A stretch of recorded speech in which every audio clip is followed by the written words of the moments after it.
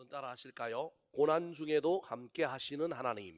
고난 중에도 함께 하시는 하나님. 오늘부터 다니엘서를 수요일마다 강해하려고 합니다. 다니엘서는 총 12장으로 구성되어 있는데 1장부터 6장까지의 내용과 7장부터 12장까지의 내용이 확연하게 차이가 납니다. 여러분 이제 잘 모르실 텐데 차이가 많이 납니다. 그래서 이 다니엘서를 때로는 역사서, 선지서라고도 이야기하지만 묵시문화 그렇게 이야기합니다. 그러니까 미래에 일어날 일들에 대하여 암호와 비밀과 기호와 숨겨진 내용들로 이야기하는, 그래서 구약의 요한계시록에 해당되는 두 성경을 들라고 한다면 다니엘서와 스가랴라고 하는 책을 구약의 요한계시록이다. 미래에 대해서 일어날 일들에 대해서 비밀스럽게 암호처럼 또 어떤 상징과 비유와 여러 가지 일들을 통하여 설명하고 있는 책이다, 그렇게 말합니다. 다니엘서를 그렇게 설명하는 이유는 1장부터 6장은 그런 내용이 전혀 없어요. 역사에 일어났던 이야기, 다니엘이라고 하는 사람이 살았던 시대, 세계의 왕조가 지나가는데 바벨론이라고 하는 나라, 그 다음에 메데, 다리오라고 하는 왕이 다스리던 메데라고 하는 나라, 그 다음에 그 유명한 페르시아라고 하는 나라, 이 세 개의 대제국이 지나갈 때 이 대제국에서 국무총리를 했던 위대한 인물이 누구냐 하면 다니엘입니다. 그래서 1장부터 6장은 다니엘과 관련되어 있는 역사의 이야기를 쭉 기록하고 설명하고 있습니다. 여기에는 환상, 계시, 묵시 이런 내용이 별로 없습니다. 그런데 7장부터 지나가면 환상, 묵시, 계시 좀 이해하기 힘든 여러 가지 내용들로 기록되어 있습니다. 그래서 성경학자들이 최근에 연구한 결과, 여러분이 이런 얘기는 이제 못 들어봤을 겁니다. 최근에 연구한 결과 다니엘서는 다니엘이 지은 것이 아니라 후대의 어떤 사람들이 지었을 것이다. 이게 지금 현재의 최고로 각광받는 설입니다. 우리는 다니엘서 그러니까 누가 지었다고 생각을 해요? 다니엘이 당연히 지었다고 생각하는데, 다니엘을 어떤 역사적인 인물로, 고고한 인물로 드러내고 있기 때문에 본인이 본인을 그렇게 아주 높이고, 의도적으로 높인 건 아니지만 뛰어나게 만들고, 어쩌면 아브라함보다 훨씬 더 위대한 신앙의 인물, 예수님의 버금갈 정도로 자기 자신을 자기가 그렇게 기록한다? 이건 교만하거나 쉽지 않은 거예요. 그러니까 쭉 읽어보면 다니엘은 기도의 사람이고 뜻을 정하고, 다니엘은 이방인인데도 이방의 세계에서도 총리가 되고 믿음을 지키고 신앙을 지키고 그 자기를 죽이려고 하는 정적들 가운데도 사자굴에 가서도 뭐예요? 살아남고 풀무불에 친구들이 들어갔는데 나오고, 이런 이야기들은 거의 누구랑 동급이냐 하면 예수님과 동급이란 말이에요. 무슨 말씀 이해되십니까? 그래서 자기가 이걸 지었을 가능성이 없다라고 하는 물음표 때문에 성경학자들이 연구를 해봤는데, 글이라고 하는 건, 우리는 이게 한글로 번역되어 있으니까 이해를 못하지만, 글이라고 하는 건, 책이라고 하는 건 시대를 반영하는 문체가 있어요. 조선시대에는 이상한 말을 썼잖아요. 전하하시옵소서 이런 말들을 썼단 말이에요. 근데 오늘날은 그런 말을 써요, 안 써요? 안 쓰잖아요. 근데 요즘 젊은 애들은 또 말을 전부 어떻게 해버려요? 줄여가지고 막 쓰잖아요. 이상한 말을 쓰고 국어 사전에도 없는 말을 쓰잖아요. 그런 것처럼 시대에 쓰이는 용어, 시대의 상황, 이런 것들이 있는데, 그것들이 다니엘서의 원문을 보면 이건 시대가 다니엘의 시대가 아닌 것으로 점점 드러나는 거예요.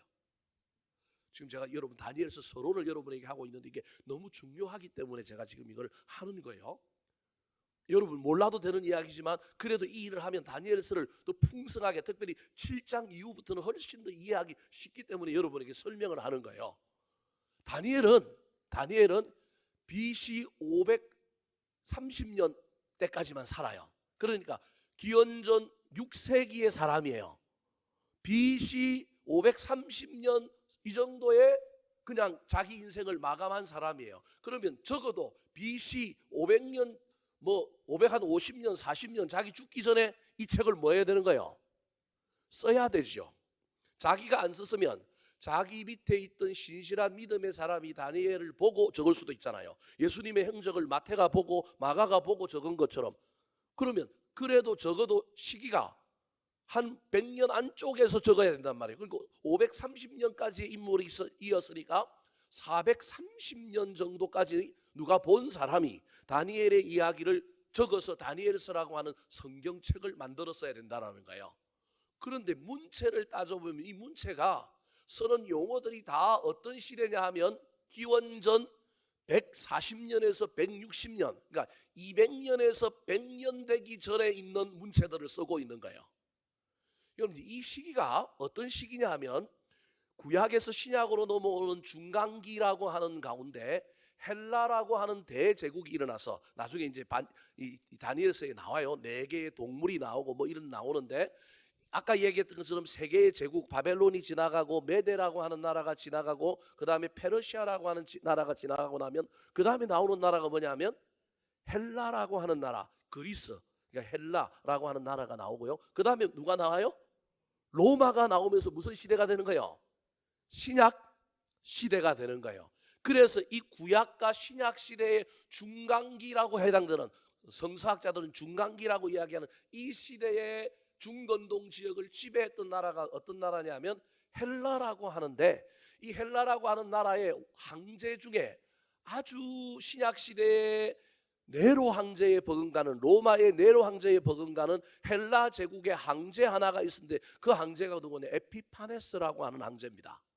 그 에피파네스라고 하는 황제가 이 예루살렘에 쳐들어와 가지고 나중에 이 중간기 바벨론 포로에서 돌아왔던 사람들이 성전을 재건하고 성벽을 만들고 이런 일을 했는데, 그 성전을 무너뜨리고 그 성전에다가 돼지 피를 바르고 막 우상을 숭배하고 막 유대인들을 잡아 죽이는, 그러니까 신약의 나중에 기원 후 BC에서 AD로 넘어가서 네로 황제 로마가 핍박하는 그 핍박에 버금가는 핍박이 구약과 신약의 중간기에 나오는 거예요. 요한계시록이 네로 황제라든지 로마의 황제들이 알아보지 못하도록 비밀한 언어, 묵시문학으로 미래에 일어날 일들을 이야기했다고 한다면 다니엘서가 그런 측면이 있다라는 거예요. 중간기에 헬라 제국의 에피파네스라고 하는 황제가 일어나서 돼지 머리를 잘라갖고 성전에서 고사를 지내고, 이 성전은 첫 번째 성전이 아니라 두 번째 성전, 스룹바벨 성전이라고 하는 이 성전에서 돼지 머리를 놓고 고사를 지내고 성전에 돼지 피를 뿌리고, 이건 이스라엘 백성들이 가장 혐오하고 싫어하는 짓을 막 하는 거예요. 그리고 거기에 항거하여 사람들이 막 혁명을 일으키면 그 사람들을 잡아 죽이고, 뭐 이런 게 마카비 왕조 뭐 이런 이야기가 나중에 그 중간에 나오는 이야기들인데, 그런 이야기가 일어날 것을 미리 다니엘이 뭐 한 거예요? 환상 중에 보고 그 후대에 어떤 사람들이 다니엘의 이야기를 적었든지, 아니면 그 환상을 전해 들었든지, 아니면 후대에 앞에 나오는 역사의 이야기에 첨가했든지, 이 무슨 내용인지는 모르겠지만 성경이 전반전과 후반전의 문체가 완전히 다른 이야기라는 거예요. 결론은 뭐냐면, 그러면 성경이 두 권입니까? 아니에요. 다니엘서는 한 권이에요. 성령님의 감동으로 몇 사람이 이 다니엘서의 저작에 관여했든지 간에 내용은 똑같은 거예요. 헬라 제국이 일어나서 그렇게 핍박을 하더라도 너희 믿음의 모델, 그 시대의 믿음의 모델은 누구라는 거예요? 다니엘이라는 거예요. 다니엘이라는 거예요.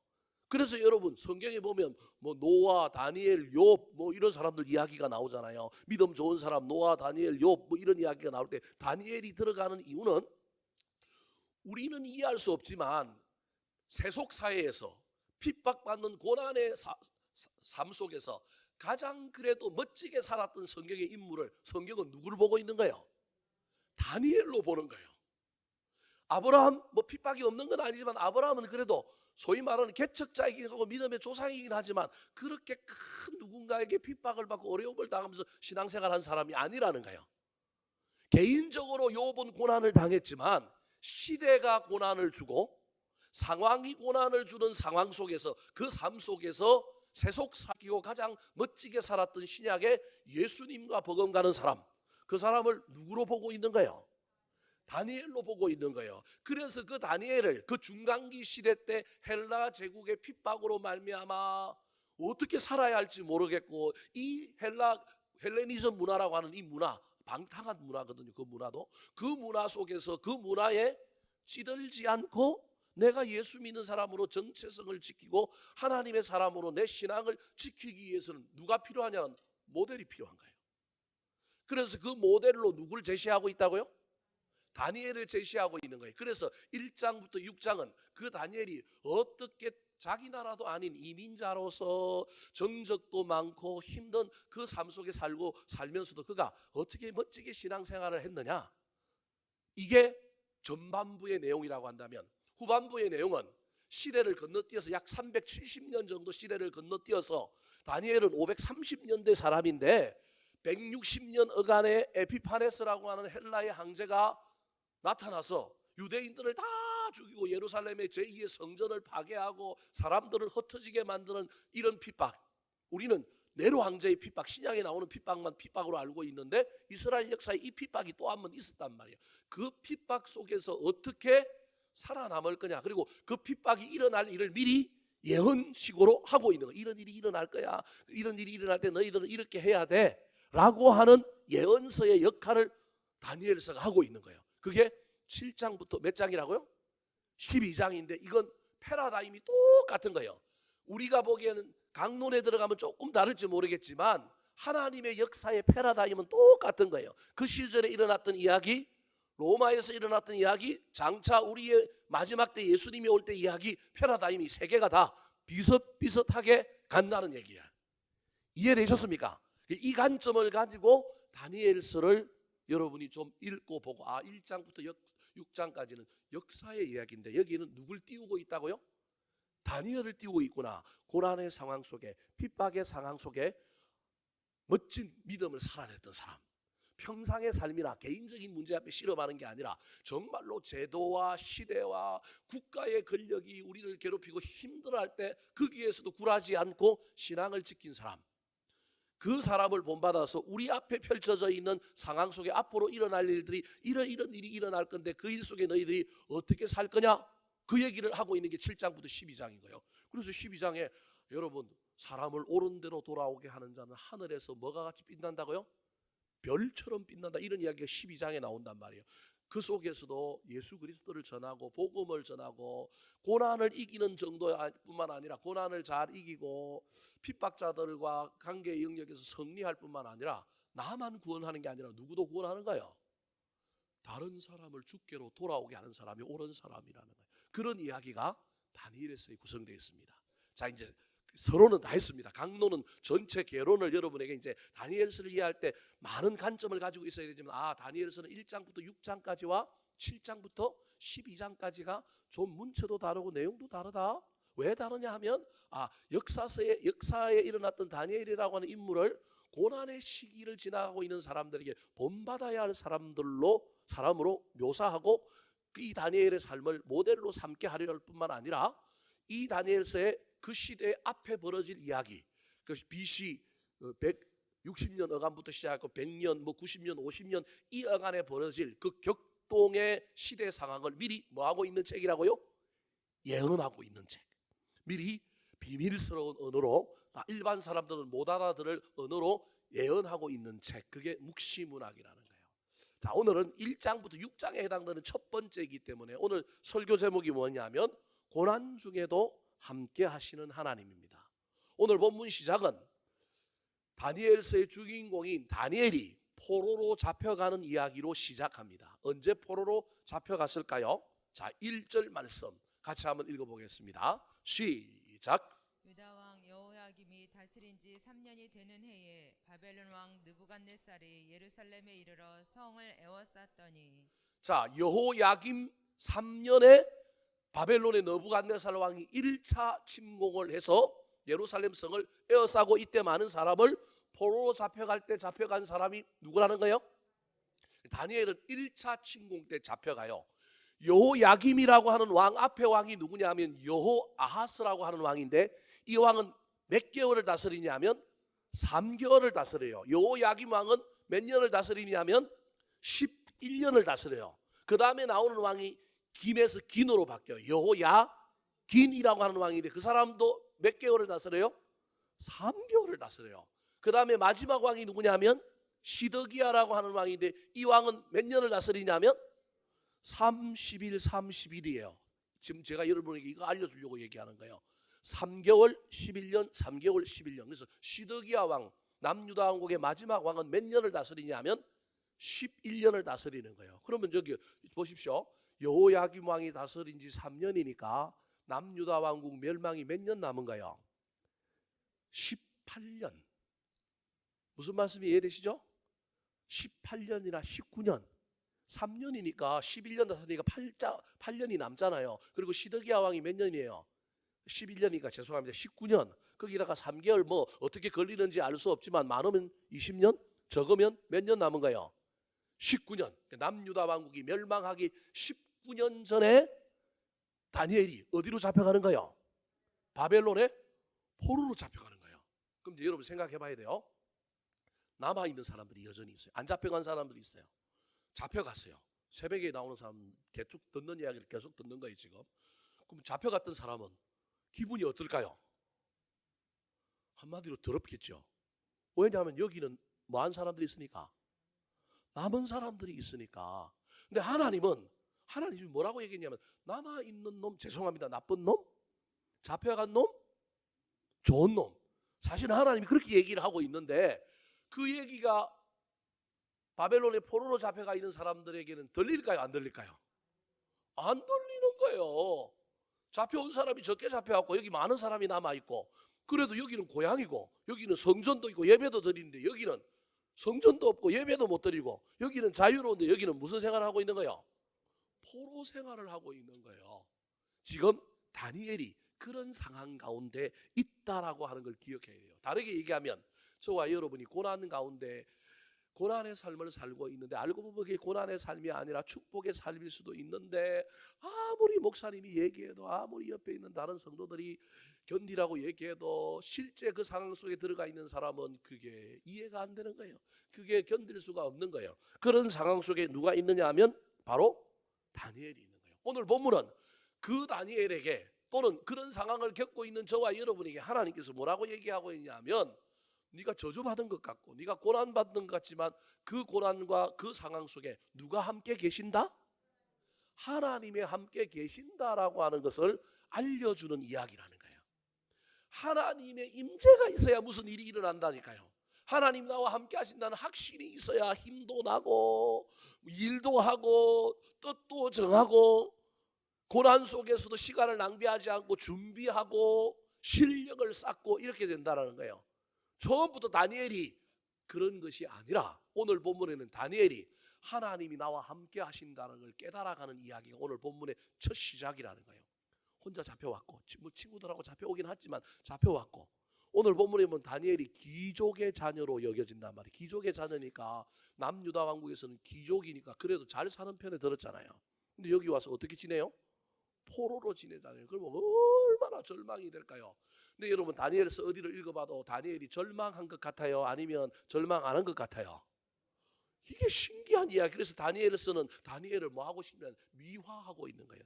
나쁜 의미로 미화라는 게 아니라 다니엘을 그렇게 이야기하고 있는 거예요. 근데 다니엘의 상황을 보면 절대 그런 상황이 아니에요. 다니엘은 절망하기 쉬운, 가진 게 더 많은 사람이 나락으로 떨어지면 더 힘들죠. 죄송한 이야기, 가진 것도 없고 못 살던 사람이 좀 뭐 인생의 밑바닥에 가면 해볼만 하잖아요. 어제도 없었고 오늘도 없었고 오늘 조금 더 많이 없어졌는데, 근데 떵떵거리고 살던 사람이 바벨론의 포로로 잡혀갔으면 얼마나 힘이 들겠습니까? 이런 상황 가운데 지금 누가 있느냐 하면 다니엘이 있는데, 하나님께서 여러 가지 사건들을 통하여 다니엘에게 너 혼자 있는 게 아니라 내가 함께 한다라고 하는 걸 알려줌으로 말미암아 다니엘이 바뀌기 시작하는 이야기가 오늘 본문의 내용이라는 거예요. 자, 그렇다면 고난 중에 함께 하시는 하나님 어떻게 함께 하실까요? 첫 번째입니다.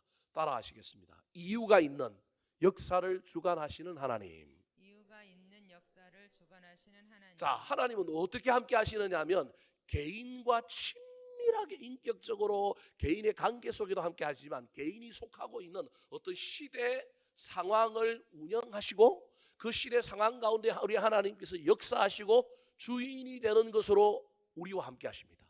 이건 나는 잘 이해가 안 돼요. 우리 개인은 이해가 못 느껴질 수 있어요.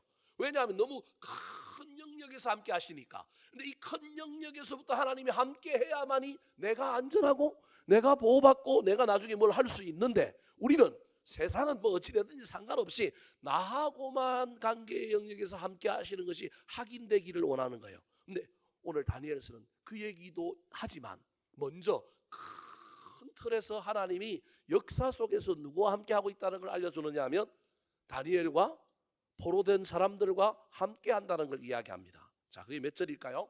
2절 말씀 시작. 주께서 유다 왕 여호야김과 하나님의 전 그릇 얼마를 그의 손에 넘기심에 그가 그것을 가지고 신할 땅 자기 신들의 신전에 가져다가 그 신들의 보물 창고에 두었더라. 2절의 핵심은 주께서 뭐 하심에? 넘기심에. 이게 하나님이 역사를 주관하시고 온 세상의 주인이다. 우리 입장에서는 말도 안 되는 이야기요, 우리 입장에서는 일어나지 말아야 될 일이 일어났지만 그 일어난 일의 배후에는 그 일어난 일을 일으키신 분이 누구라고요? 하나님이라는 거예요. 그런데 그 하나님이 하신 일이 뭐냐 하면 여호야김이라고 하는 왕과 하나님 전 그릇의 얼마를 그의 손, 즉 느부갓네살 왕에게 뭐 했다고요? 넘겼다라는 거예요. 왕도 잡아가게 만들고, 그 다음에 성전에 있었던 예배 드릴 때 쓰는 기구들을, 그릇들을, 얼마를 뭐 했다고요? 바벨론으로 옮겨버렸어요. 인간의 눈으로 보면 이건 실패예요. 인간의 눈으로 보면 이건 말도 안 되는 거예요. 근데 하나님께서 지금 이 일을 하셨는데 이 일에는 뭐가 있느냐 하면 이유가 있는 거예요. 어떤 이유가 있을까요? 하나님이 사실은 경고하고 있는 거예요. 나중에 이야기하겠지만 남유다 왕국의 지도자들, 왕들이 자기 백성을 보호하고 자기 백성을 성장시키고 자기 백성을 인도해야 되는데 자기 백성을 인도하지 못하니 백성들을 위하여 백성들을 뭐 하는 거예요? 옳은 지도자, 괜찮은 지도자, 지혜 있는 지도자 밑에서 성장하게 만들려고 뭐 하고 있는 거예요? 옮기고 있는 거예요. 여러분, 이게 이해가 되는지 안 되는지 모르겠지만 하나님은 지금 사람을 옮기셨어요. 여호야김이라고 하는 왕을 옮겨버린 거예요. 그래서 왕이 없는 무정부 시대를 만들므로 새로운 왕이 나타나서 그 왕이 백성을 잘 다스리도록 만들려고 애를 쓰는데 이게 그런 왕이 안 나타나는 거예요. 그러면 하나님의 입장에서는 왕을 왜 세웠느냐 하면, 목사를 왜 세웠느냐 하면, 지도자를 왜 세웠느냐 하면 자기 백성 잘 다스리라고 세웠는데 그거 못하니 지도자에게 희망이 없으니 누구를 옮기는 거예요? 백성을 옮긴 거예요. 백성을 옮기는 거예요. 그 백성을 옮기는데 옮겨지는 백성들은 이게 하나님의 이유가 있고 하나님의 계획이 있는데 그게 느껴져요, 안 느껴져요? 안 느껴지는 거예요. 이게 저주요, 이게 막 원망이요, 불평이라고 여기는 거예요. 어찌되었든 지금 일어나는 이 일 앞에 하나님의 주권이 있는 거예요. 하나님의 역사가 있는 거예요. 이해가 안 되죠. 근데 하나님은 여전히 역사를 뭐 하고 계시는 거예요?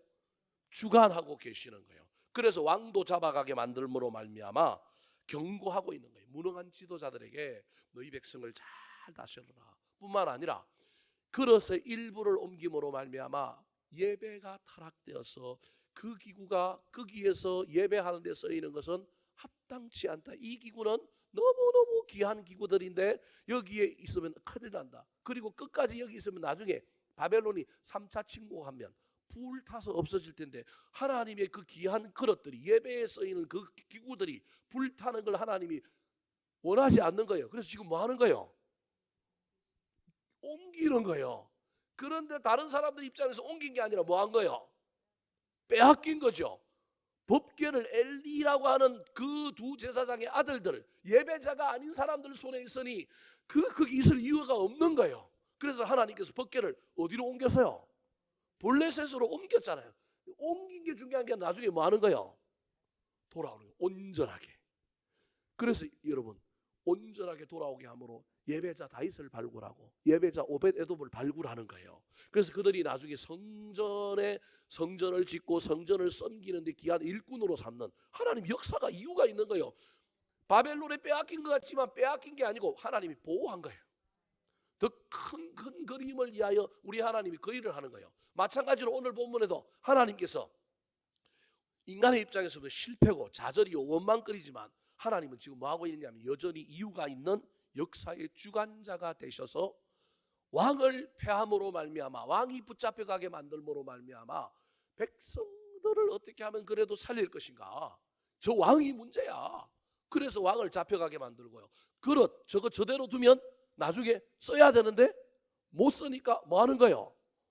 보호하려고 옮겨 놓은 거예요. 물론 그 자리에서 잘 보관되고 잘 사용되면 좋겠지만 그게 안 될 때는 어떻게 해요? 우리 하나님 옮기시는 분인 거예요. 그래서 그것을 옮기는 거예요. 사랑하는 성도 여러분, 우리의 죄로 인하여 하나님이 행동하셔서 보호하시기 위하여 우리에게 있는 걸 잠깐 옮겼다고. 저와 여러분이 육신의 눈만 있어서 그 옮겨진 것이 빼앗긴 것이고 상실이요 없는 것이라고 여겨질 때 여러분 영의 눈이 내려서 아 이거 하나님 잠시 옮겼구나, 잠시 맡아줬구나, 다시 줄 거구나 라고 하는 확신이 생겼으면 좋겠습니다. 다니엘은 처음에 그 확신은 없었을 거예요. 왜 왔을까? 왜 내가 여기 왔을까? 왜 난 포로로 잡혀왔을까? 다니엘도 처음에 이해가 안 됐을 거예요. 근데 하나님은 이유가 있어서 우리를 고난 가운데 밀어넣고 그 고난 속에 우리를 두게 하시지만 우리와 개인적인 관계 속에서 우리를 회복시키기 전에 하나님은 먼저 큰 역사의 테두리 속에서 역사의 주관자가 되셔서 섭리하시고 이유 있게 뭐 하고 있느냐 하면 행동하고 있는 겁니다. 이해가 안 되는 것이 정상입니다. 보이지 않는 것이 정상입니다. 저도 뭐 다 보이거나 다 이해가 되면 얼마나 좋겠습니까? 그러나 믿음으로는 어떤 제 마음에 안 드는 일이 벌어지고 정말로 마음을 불편하게 하고 낙심하게 되는 일들이 벌어지더라도 하나님 무슨 뜻이 있을까? 이 일을 통하여 하나님 무슨 일을 하실까? 그러면 좀 마음이 누그러집니다. 여러분 이해되십니까? 저도 안 보입니다.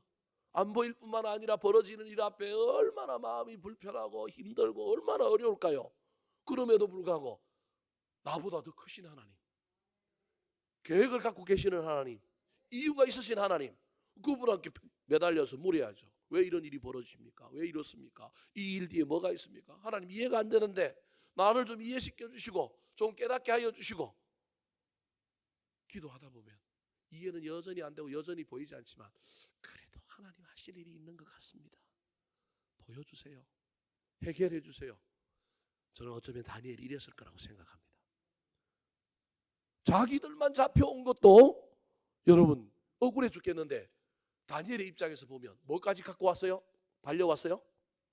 예배할 때 쓰는 것. 만약에 다니엘이 정말 신앙이 좋은 인물이었다 옛날부터 그렇다 치면 그게 얼마나 마음이 아팠을까요? 내가 잡혀온 건 이해하겠는데 왜 하나님의 성전에 저 예배 드려야 될 것들이 왜 여기 왔느냐?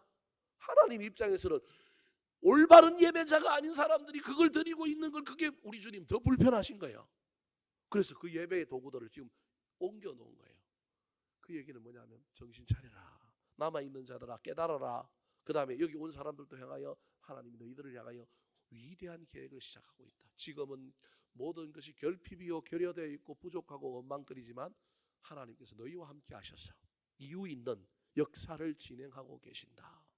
이해가 안 돼도 인정하고 다 받아들여지지 않더라도 그 속에서 우리 하나님께 물으며 나아가는 저와 여러분이 되기를 예수님의 이름으로 축원합니다. 두 번째, 고난 중에도 함께 하시는 하나님은 어떤 하나님일까요? 따라 하시겠습니다. 자기 백성을 보호하시고 훈련하시는 하나님.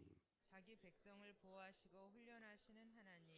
신앙은 다르지만 하나님은 선한 사람을 우리 곁에 붙여주셔서 우리를 성장시키시고 우리를 훈련시키시고 우리를 준비시키시는 분입니다.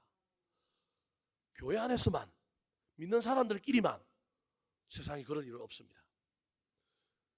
그럼 세상 사람들하고 뭐 놀아라 제가 그 얘기하는 게 아닙니다. 때로는 내가 원치 않는 세상 사람들, 원치 않는 회사, 원치 않는 지도자에게 나를 붙여 놓았을 때 저와 여러분이 생각을 달리 해야 되는 거예요. 오늘 본문에 다니엘을 오고 싶어서 온 게 아닙니다. 하나님의 섭리와 이유 때문에 왔는데요. 중요한 건 이 바벨론에 왔는데 누굴 만났느냐 하면 자기 고국에서는 만나보지 못한 좋은 왕을 만났어요.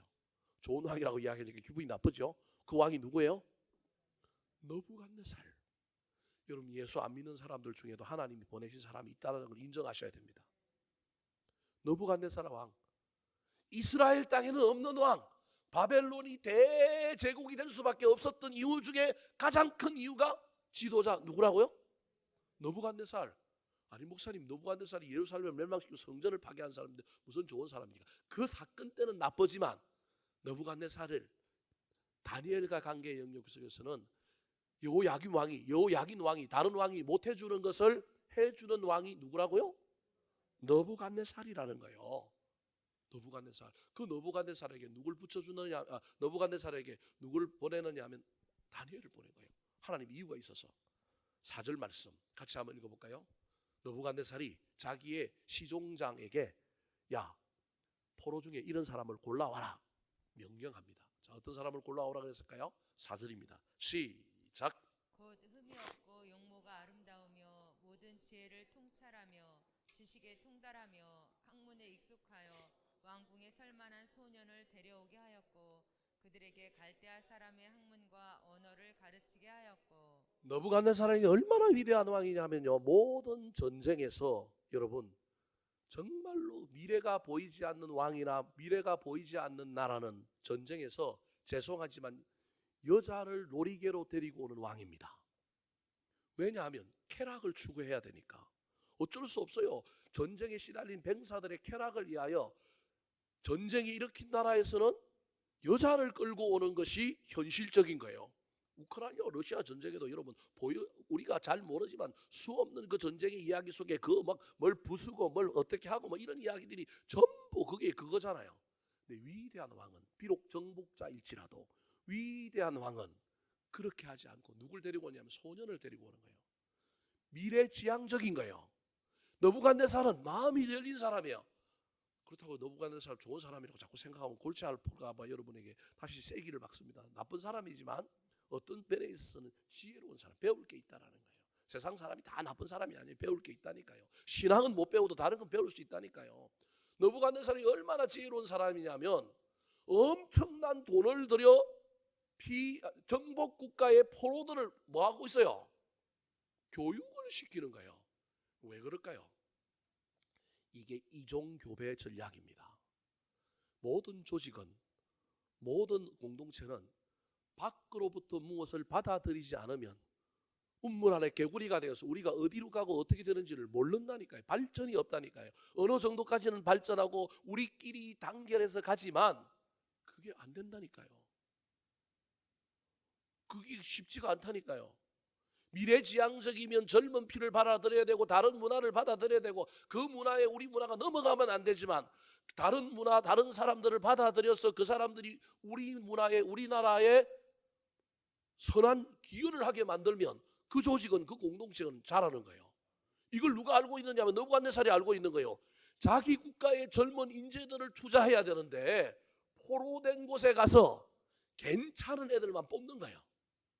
똑똑한 애들만 뽑는 거예요. 그리고 어린 애들을 뽑아와야만이 나중에 반역을 안 일으키는 거예요. 어릴 때부터 수용력과 습득력이 빠른 이 사람들은 그 실력이, 그 똑똑한 머리, 그 괜찮은 머리를 가지고 어디를 위하여 쓰이느냐 하면 자기 나라를 위하여 쓰이는 거예요. 여러분 오해하지 말고 들으십시오. 다니엘이 70년 되고 난 다음에 포로로 돌아가야 되는데 돌아갔어요? 안 돌아갔어요? 생각해 볼 일이라니까요. 안 돌아갔다니까요, 여러분. 이유가 있겠죠. 뭐 다른 어떤 출장의 이유가 있고 뭐가 이유가 있겠죠. 근데 다니엘은 안 돌아간 사람의 대표라니까요. 안 돌아갔다니까요, 여러분. 어릴 때부터 데려와서 투자를 하는 거예요. 자기 아들도 아닌데. 여러분 우리 사회가 그래서 이런 부분에 있어서 우리 사회도 교회도 마찬가지입니다. 새 가족이 오는 것, 우리끼리 그냥 잘 먹고 잘 살면 되지. 근데 새 가족에게 우리가 마음을 쏟고 투자를 해야 되고 그 사람들이 얼마나 정착되느냐. 제가 오색가을 찬양대를 하는데도 여러분이 느꼈는지 모르겠지만 어떻게 하면 새로운 사람들을 여러분에게 소개하고 그 사람들을 좀 격려하려고 얼마나 애를 쓰는지 아십니까, 여러분? 제가 미쳤다고 그걸 하고 있겠어요? 이게 우리 공동체를 살리는 길이라는 거예요. 흐름이 들어와야 돼요. 물이 들어와야 돼요. 그게 들어와서 우리를 망치면 안 되지만 새로운 사람들이 들어오고 새로운 것들이 들어와야 되는 거예요. 그래서 여러분 모든 가인수나 모든 것의 품종은 자꾸 이종교배를 시켜서 좋은 품종을 뭐 하는 거예요? 만들어내는 거예요. 그게 나중에 큰 생산력을 증대하는 거예요. 이걸 누가 알고 있느냐 하면 느부갓네살이 알고 있는 거예요. 느부갓네살의 이 지혜를 누가 이용하느냐? 하나님이 이용하는 거예요. 그래? 너 우리 사람 훈련 좀 시켜. 나중에 내가 좀 쓸게. 돈도 안 들이고 하나님께서 이스라엘에 뒀더니만 이스라엘의 왕들은 개판이야. 위대한 사람들을 만들어를 못 내. 그런데 누구한테 보내면 만들어내요? 느부갓네살한테 보내면 만들어내. 근데 다니엘의 입장에서는 그게 이해가 되겠냐고요. 이해가 안 된다니까요. 이해가 안 되는데 나중에 이해가 되면요 놀라운 일이 일어나는 거예요. 아, 이거 하나님이 나를 느부갓네살이라고 하는 세계 최강대 국가에 나를 보내서 배우게 만드는구나, 나를 준비시키는구나. 이 이해만 되면요 고난 가운데 열심히 배우고 일하지 않겠습니까? 근데 처음에는 그 이해가 될까요, 안 될까요? 안 되지요. 여러분, 고난이라고 하는 문제가 우리에게 딜레마가 되는 이유가 이거예요. 들으면 이해가 되는데 실상 우리가 그 안에 들어가면 이게 보여요, 안 보여요? 안 보이는 거예요. 안 믿는 사장, 회사의 사장, 저 사장은 하나님이 나를 성장시키려고 보낸 사람인 거예요. 그 사람은 믿음까지 배우라는 얘기가 아니고 그 사람한테 믿음은 배울 필요는 없고 실력을 쌓으면 되는 거예요. 그래서 학문도 배우고 언어도 배우는 거잖아요. 5절 말씀, 이 왕이 얼마나 위대한 왕인지 5절입니다. 5절. 자, 5절. 자, 5절 시작. 또 왕이 지정하여 그들에게 왕의 음식과 그가 마시는 포도주에서 날마다 쓸 것을 주어 3년을 기르게 하였으니 그 후에 그들은 왕 앞에 서게 될 것이더라. 몇 년 교육 받는 거예요? 3년 무상 교육을 받는 거예요. 무상 교육인데 왕의 입장에서는 최고의 것을 준 거예요. 일반 백성들이 먹는 건 아니라 왕이 먹는 걸 준 거예요. 근데 문제는 그 왕이 먹는 것이 1차적으로 어디에 갔다가 나온 거예요? 자신들의 우상들에게 바친 물건을 왕이 먹고 왕을 제사장이라고 생각하는 거예요. 제사장하고 똑같이 왕이 먹고 먹는 것 중에 일부를 떼어서 누구한테 준 거예요? 다니엘과 그 친구들 잡혀온 포로들에게 준 거예요. 포로들은 따지고 보면 뭐의 음식을 먹는 거예요? 우상의 음식을 사실은 먹고 있는 거예요.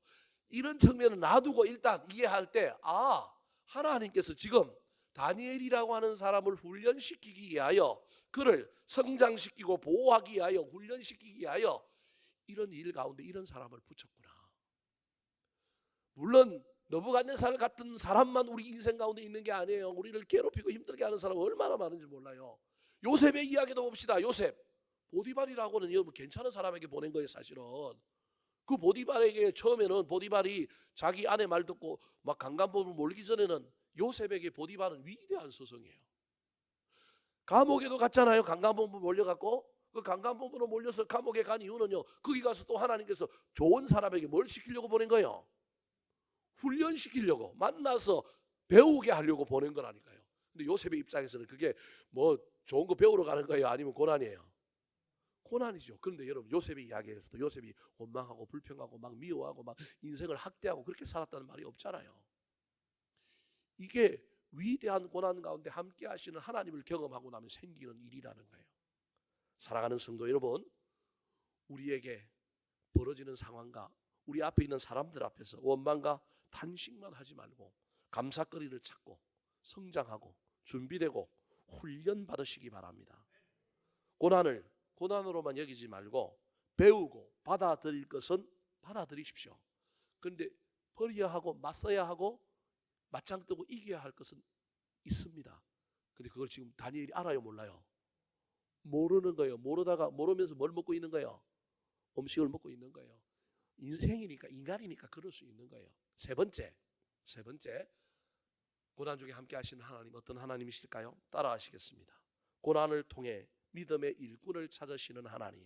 고난을 통해 믿음의 일꾼을 찾으시는 하나님. 여러분 이미 고난 받아서 바벨론의 포로로 잡혀왔는데 또 다른 고난 하나가 찾아옵니다. 그 고난이 뭘까요?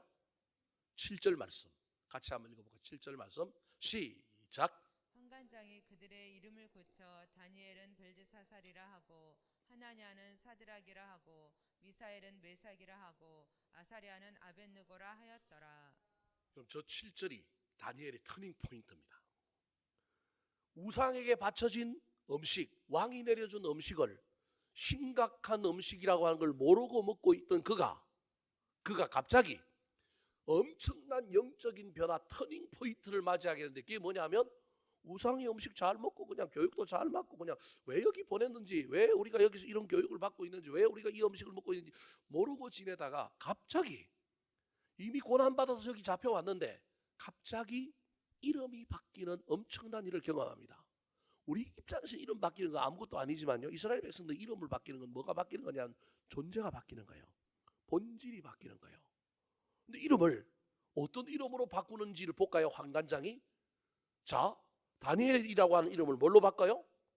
벨드사살이에요. 다니엘이라고 하는 이름에 대해서 하나님이 판단해, 저희 심판이라고 쓰는데 심판은 막 혼내는 이런 심판이, 하나님이 판단하신다는 거예요. 그러니까 다니엘이라고 하는 말은 하나님이 감찰하고 하나님이 판단해도 흠이 없는 사람이다라고 하는 이름 뜻을 가진 사람이 누구라는 거예요?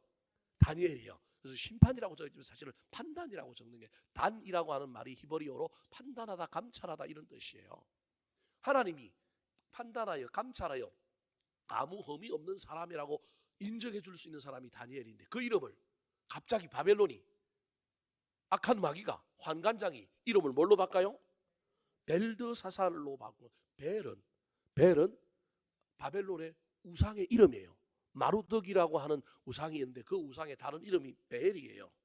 그래서 뭐라, 벨이여 그의 생명을 뭐하소서? 보존하소서. 아니, 다니엘의 생명은 누가 보존해요? 하나님이 보존해서 지금 하나님이 훈련시켜서 정금같이 만들려고 지금 느부갓네살 왕 밑에 보내고 여기 보냈는데 갑자기 자기의 본질, 자기의 정체성을 자기도 모르는 사이에 혼이 싹 뺏기도록 이름을 뭘로 바꿔요? 벨드사살로 바꾼 거예요. 친구 이름이 세 사람인데 하나냐라고 하는 친구는 하나님은 자비롭다 그런 말이에요. 근데 사드락은 태양의 영감인데, 이게 뭐냐면 태양이 막 빛을 비춰갖고 엄청 덥게 만드는 거예요. 이름을 완전히 존재를 바꿔버리는 거예요. 미사엘이라고 해서 하나님 같은 분은 누구냐? 엘이 하나님이거든요. 미사가 누구냐 이런 뜻이에요. 하나님 같은 사람이 누구냐? 그 말은 우리 하나님 같이 멋진 분 누가 있냐? 하나님 대단하신 분이다, 하나님 최고이다라고 찬양하는 사람이 미사엘이에요. 근데 미사엘이 이름을 뭘로 바꿔요? 메삭으로 바꾸는 거예요. 아쿠신 같은 분이 어디 있어요? 이 아크라고 하는 게 마르도가가 벨의 아내예요. 그러니까 벨의 아내를 찬양하는 사람으로 이름을 바꿔버린 거예요. 그 다음에 아사랴라고 하는 이름이 있는데 하나님께서 도우신다라고 하는 뜻을 가지고 있는데 아벤 너고로 바꾼 거예요. 너고는 바벨론의 우상 벨의 아들 이름이 너고예요. 그래서 너고의 종이에요. 그러니까 최고의 우상 벨 마르둑의 아들이 너고인데 너고의 종으로 만들어 버리는 거예요. 여러분, 이 이름을 바꿀 때 이 다니엘과 친구들이 섬뜩한 거예요. 우리의 본질을 바꿔? 내가 이 문화 가운데 들어가서 배워야 할 것이 있지만 싸워야 할 게 있고 내가 거부해야 될 것이 있는데, 그걸 나도 모르는 사이에 혼을 쏙 빼갖고 내 이름을 바꿔? 우리는 그냥 이름 바꾸니까 아무것도 아니지만 이름을 바꿨다는 건 존재가 바뀌는 건데, 여기에 다니엘이 정신이 번쩍 든 거예요. 이러다가 큰일 나겠다. 그래서 오늘 보면 8절에 놀라운 결단이 일어난 거예요.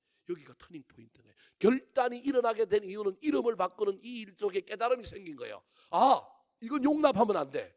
자, 8절 같이 한번 읽어볼까요? 8절 시작. 다니엘은 뜻을 정하여 왕의 음식과 그가 마시는 포도주로 자기를 더럽히지 아니하리라 하고 자기를 더럽히지 아니하도록 환관장에게 구하니. 그럼 보세요. 이름이 바뀌는 것이 계기가 되었는데 이름은 안 바꾸고, 여러분 이름은 안 바꾸고 뭘 바꿔요? 앞에 음식. 잘 보셔야 됩니다, 여러분. 이게 우리가 따라야 될 중요한 순서예요. 이름은 본질과 관련된 건데 이름을 바꾸는 게 아니라 먹는 것이 훨씬 더 중요하다라는 거예요. 먹는 것이 나의 존재를 결정한다. 그래서 결정적인 터닝 포인트는 이름을 바꾸는 사건이었는데, 결단하는 건 이름을 바꾸는 것은 나 이 이름 안 하겠습니다 그러지 않고 그 앞에 이미 시작되었던 나의 잘못, 이미 시작되었던 나의 잘못된 번지수부터 도전을 하는 거예요. 여러분, 그래서 나중에 여러분 보세요. 이 사건의 계기가 돼서 다니엘서에 나타나지 않지만 나중에 느부갓네살 왕도 성경에 보면 다니엘을 향하여 벨드사사라 벨드사사라 부르지 않고 뭐라고 불러요? 다니엘아 다니엘하고 불러요. 사자굴에 빠지는 그 다니엘을 바라보면서 걱정이 돼갖고 다니엘아 다니엘아, 이게 나중에 6장 이런 데 가면 나온단 말이에요. 그 말은 무슨 말이냐면 음식의 사건, 첫 번째 범죄한 사건에서부터 결단하고 뜻을 돌이킴으로 말미암아 그 뒤에 있는 건 해결이 되는 거예요. 중요한 건 자기의 본질이 바뀌는 것에 대한 그 소름 끼치는 경험 속에서 하나님은 또 다른 고난을 통하여 나에게 뭘 요구하시느냐면 믿음을 요구하시는구나라고 하는 걸 누가 깨닫느냐면 다니엘이 깨달은 거예요. 그래서 고난 중에 하나님이 진짜 찾으시는 건 뭐냐 하면 우리의 믿음을 찾으시는 거예요. 고난 중에는 하나님이 우리에게 다른 걸 찾는 게 아니라 믿음을 찾는 거라니까요. 그때 그 믿음을 보여주면 고난이 역전되고 반전되는 놀라운 일이 일어난다는 거예요. 그래서 자기 믿음을 보여주기 위하여 뜻을 정하고, 다음 주에 이제 살펴보겠지만 이 한간장에게 겸손하게 나아가서 제안을 하잖아요. 그 제안 결과가 잘못되면 죽는 거예요. 그럼에도 불구하고 뭐가 있어요? 믿음. 이 믿음 가지고 그가 나아가는 거예요. 그래서 나는 존재가 바뀐 사람이 안 될 거야. 난 지금까지 내가 엉뚱한 것을 먹었어. 난 이제 믿음을 먹을 거야. 그런 마음으로 음식 먹는 것, 우상 숭배하는 것부터 끊어버리는 일을 통하여 자기의 존재가 바뀌지 않는 걸 경험하는 거예요. 이름만 바꾼다고 되는 게 아니라 이미 먹고 있는 음식에서부터 문제가 생겼다는 걸 아는 그가 저기에서부터 믿음이 출발해야 되는데 저기에서부터 믿음이 없었구나라고 하는 것을 깨닫고 그가 도리어 그때부터 믿음 카드를 사용함으로 말미암아 음식의 문제에서 승리하게 되고 이름의 문제도 자연스럽게 해결되는 놀라운 이야기가 다니엘서에 나온다는 걸 기억하시기 바랍니다. 말씀을 마치려고 합니다. 사랑하는 성도 여러분, 여러분 삶에 예기치 않은 고난, 내가 원치 않는 곳으로 보내지기도 하고 그 속에 들어가게 되면 보이지도 않고 이해되지도 않은 일들이 많이 있을 것입니다. 그럼에도 불구하고 하나님이 이 역사 가운데, 하나님이 이 일 가운데 주인이신데 나도 좀 알면 좋겠는데, 나도 좀 깨달으면 좋겠는데, 모를지라도 하나님을 신뢰하는 마음으로 하나님 내가 따라가는데 좀 빨리 좀 알려주셔서 내가 즐거운 마음으로 따라가게 좀 해주세요. 우리 주님께 기도하고 가시기 바랍니다. 뿐만 아니라 고난의 상황 속에 어떤 상황과 어떤 사람을 만나든지 간에 그곳에서 배워야 할 건 배우십시오. 그러나 맞서야 할 건 맞으시고 버려야 할 것은 버리시기 바랍니다. 그때 결단할 때 믿음이 필요함을 기억하셔서 늘 고난 중에 우리 하나님이 궁극적으로 우리에게 찾으시는 것은 믿음임을 알고 그 믿음을 보여주는 저와 여러분 되기를 예수님의 이름으로 축원합니다.